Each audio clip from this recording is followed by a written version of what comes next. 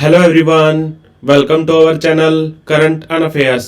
तो आज हम 1 फरवरी के करंट अफेयर डिस्कस करेंगे और उससे पहले कल के करंट अफेयर का क्विक रिवीजन लेंगे। तो कल का पहला क्वेश्चन था, हाल ही में किस कंपनी को प्रधानमंत्री सूर्योदय योजना के कार्यान्वयन के लिए नोडल एजेंसी के रूप में नामित किया गया है? तो ये किया गया है REC लिमिटेड को, यानी कि रूरल इलेक्ट्रिफिकेशन कॉरपोरेशन। और ये प्रधानमंत्री सूर्योदय योजना को लॉन्च किया था पीएम मोदी ने 22 जनवरी 2024 को। और इसमें हमारा लक्ष्य क्या है? तो इसमें हमारा टारगेट है 1 करोड़ घरों के छत पर रूफटॉप सोलर प्लांट लगाना। 1 करोड़ घरों के छत पर रूफटॉप सोलर प्लांट लगाना। Female wushu athlete of the year पुरस्कार किसको मिला? तो ये मिला नाओरेम रोसबीना देवी को। इनका संबंध है मणिपुर से। और वुसु ये चाइना की जो मार्शल आर्ट होती है उसको बोलते हैं वुसु। और इंटरनेशनल वुसु फेडरेशन का हेडक्वार्टर है बीजिंग में। रिलायंस जियो ने भारत में 5G इनोवेशन लैब लगाने के लिए किस कंपनी के साथ साझेदारी की है? तो ये की है वन प्लस इंडिया के साथ। ये वन प्लस कहाँ की कंपनी है? तो ये है चीन की कंपनी। चौथी राष्ट्रीय चिल्का पक्षी उत्सव का आयोजन कहां पर किया गया? तो ये किया गया चिल्का झील पर, जो है उड़ीसा में। और इसका उद्घाटन किया उड़ीसा के सीएम, जिनका नाम है नवीन पटनायक। नवीन पटनायक ने उद्घाटन किया पक्षी उत्सव का। और ऐसा माना जाता है कि चिल्का झील पर हर साल 10 लाख पक्षी आते हैं। और ये जो चिल्का झील है ये एशिया की सबसे बड़ी खारे पानी की झील है, ये भी याद रखना। ऑस्ट्रेलियन ओपन 2024 महिला एकल खिताब किसने जीता? तो ये जीता आर्यन सबालेंका ने। इनका संबंध है बेलारूस से। इन्होंने फाइनल में हराया चीन की किनवेन झैन को। किनवेन झैन को हराया फाइनल में, जिनका संबंध है चाइना से। और आर्यन सबालेंका ने पिछले साल भी ऑस्ट्रेलियन ओपन जीता था। और ये ऑस्ट्रेलियन ओपन कहाँ पर होता है? तो ये होता है मेलबोर्न में। मेलबोर्न में एक एरिना है जिसका नाम है रोड लेवर एरिना, जहां पर होता है ऑस्ट्रेलियन ओपन। हाल ही में किस राष्ट्रीय उद्यान में एक दुर्लभ गोल्डन टाइगर को देखा गया?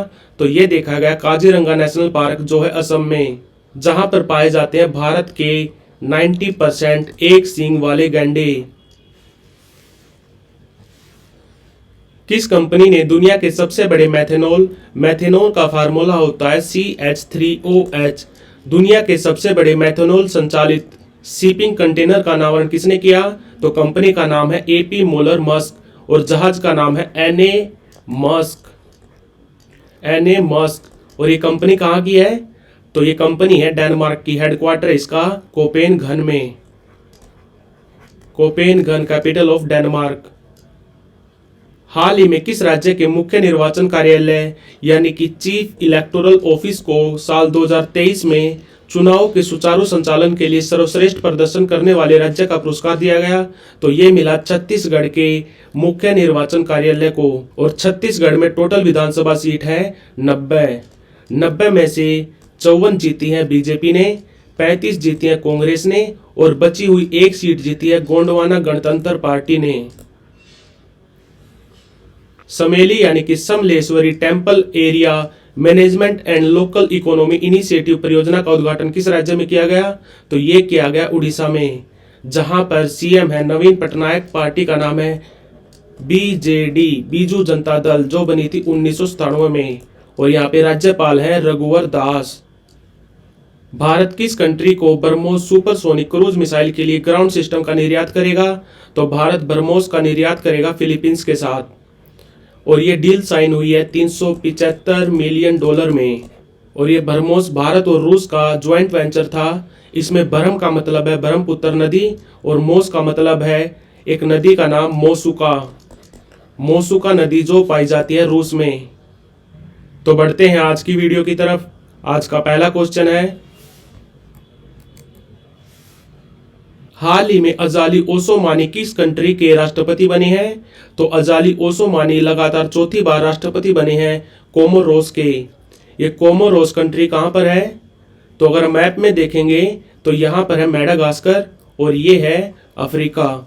तो अफ्रीका के पूर्वी तट और मेडागास्कर के बीच में 3 आइलैंड हैं, जिनको मिलाकर बोलते हैं कोमोरोस। और अगर बात करें अजाली ओसोमानी की, तो ये अभी अफ्रीकन यूनियन के चेयरमैन भी हैं। अफ्रीकन यूनियन जो बना था 2002 में। अभी इसके चेयरमैन है अजाली ओसोमानी। और इस अफ्रीकन यूनियन का हेडक्वार्टर कहाँ है? तो इसका हेडक्वार्टर है इथियोपिया की राजधानी एडिस अबाबा में। इथियोपिया की राजधानी एडिस अबाबा में हेडक्वार्टर है अफ्रीकन यूनियन का। और एक और बात बता दूं आपको, अफ्रीकन यूनियन अभी मेंबर कंट्री भी बन गया है G20 का। G20 का मेंबर भी बन चुका है अभी अफ्रीकन यूनियन। और अफ्रीका की बात करें तो यहाँ पर एक कंट्री है साउथ अफ्रीका। साउथ अफ्रीका में अभी चल रहा है आईसीसी का 15वां अंडर 19 वर्ल्ड कप। आईसीसी का 15वां अंडर 19 वर्ल्ड कप चल रहा है अफ्रीका में। और भारत इसको 5 बार जीत चुका है, ये भी याद रखना। और अफ्रीका में एक देश है युगांडा। युगांडा की कैपिटल कंपाला में अभी अभी हुआ था नैम का 19वां सेशन हुआ था। कहाँ पर? नैम यानी कि नॉन अलाइंड मूवमेंट, यानी कि गुट निरपेक्ष आंदोलन बना था 1961 में। तो इसकी 19वीं मीटिंग हुई है कंपाला में। और कंपाला में ही हुई थी अभी अभी 3rd ग्लोबल साउथ समिट। तीसरी ग्लोबल साउथ समिट भी हुई थी कंपाला में। और कंपाला में हुई थी G77 की मीटिंग। तो अजाली ओसोमानी किस कंट्री के चौथी बार लगातार राष्ट्रपति बने हैं? तो ये बने हैं कोमोरोस के। हाल ही में किस मंत्रालय ने गैर कानूनी गतिविधियां रोकथाम अधिनियम यानी कि UAPA जो बना था 1967 में, इसके तहत student Islamic movement of India यानी कि सिमी को गैर कानूनी संघ घोषित किया है? तो भारत की आंतरिक सुरक्षा का जिम्मा होता है गृह मंत्रालय पर। तो आंसर है इसका गृह मंत्रालय। ये सिमी एक संगठन है जो बना था 1977 में। कहां पर? अलीगढ़ में। इसका लक्ष्य था कि भारत को इस्लामिक कंट्री बनाना, जिसको बैन कर दिया है अभी गृह मंत्रालय ने। और ये UAPA क्या है? तो ये UAPA बना था 1967 में। UAPA हमारी नेशनल इन्वेस्टिगेशन एजेंसी को पावर देता है कि वो किसी भी व्यक्ति को 180 दिन के लिए हिरासत में ले सकता है, बिना वारंट, बिना सबूत और बिना ट्रायल के। तो सिमी यानी कि student Islamic movement of India को गैर कानूनी संघ घोषित किया है हमारे गृह मंत्रालय ने। इंडिया एनर्जी वीक 2024 का दूसरा एडिशन कहां पर आयोजित किया जाएगा? तो इसका पहला एडिशन हुआ था बेंगलोर में। कब? पिछले साल यानी कि 2023 में। इसका दूसरा एडिशन का आयोजन किया जाएगा गोवा में। और इसका आयोजन कौन करता है? तो इसका आयोजन करता है FIPI यानी कि federation of Indian petroleum industry. और ये इंडिया एनर्जी वीक मनाया जाएगा 6 से लेकर 9 फरवरी तक। कहां पर? गोवा में। समुद्री शैवाल की खेती को बढ़ावा देने के लिए पहला राष्ट्रीय सम्मेलन किस राज्य में आयोजित किया गया? तो यह किया गया था गुजरात में। गुजरात में एक जगह है कोटेश्वर। तो समुद्री शैवाल की खेती को बढ़ावा देने के लिए पहला सम्मेलन हुआ था गुजरात के कोटेश्वर में। और कोटेश्वर के नाम से एक कोटेश्वर वाइल्ड लाइफ सेंचुरी भी है गुजरात में। और समुद्री शैवाल की बात करें तो ये किस काम आता है? तो इसको बोलते हैं सीवीड। समुद्री शैवाल को बोलते हैं सीवीड। ये काम आता है एक तो भोजन बनाने के, यानी कि भोजन के रूप में काम आता है सीवीड। और दूसरा काम होता है इसका दवाइयां बनाने में, यानी कि मेडिसिन बनाने में भी काम आता है सीवीड। और भारत का पहला सीवीड पार्क बनेगा कहां पर? तमिलनाडु में। भारत का पहला सीवीड पार्क बनेगा तमिलनाडु में। और शैवाल की खेती को बढ़ाने के लिए एक योजना भी चली हुई है जिसका नाम है प्रधानमंत्री मत्स्य संपदा योजना।